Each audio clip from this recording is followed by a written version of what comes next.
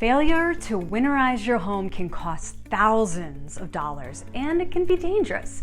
Hi, I'm Kimmy Rolph with Berkshire Hathaway Fox & Roach, and we have no idea what this winter season's weather will be like, so it is better to be prepared. Extreme winter weather can leave neighborhoods and communities without power or other public services for long periods of time, but if you winterize in advance, you will be able to be in a better position to face winter extreme weather. And here are some of our tips to do today to better weather the storms. So number one, clean out your gutters and clear the roof areas so the snow and ice will not build up.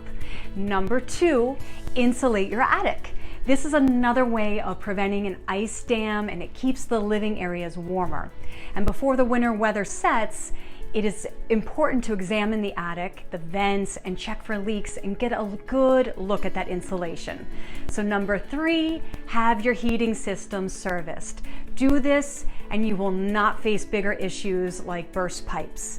Number four, adjust your thermostat to that 72-degree level on a vacant home, and it should be between at least 50 and 60 degrees on one that you're not living in. Number five, prepare your plumbing. This is similar to having an HVAC checked. Be sure that your pipes are properly insulated for the cold. And number six, call a chimney sweep.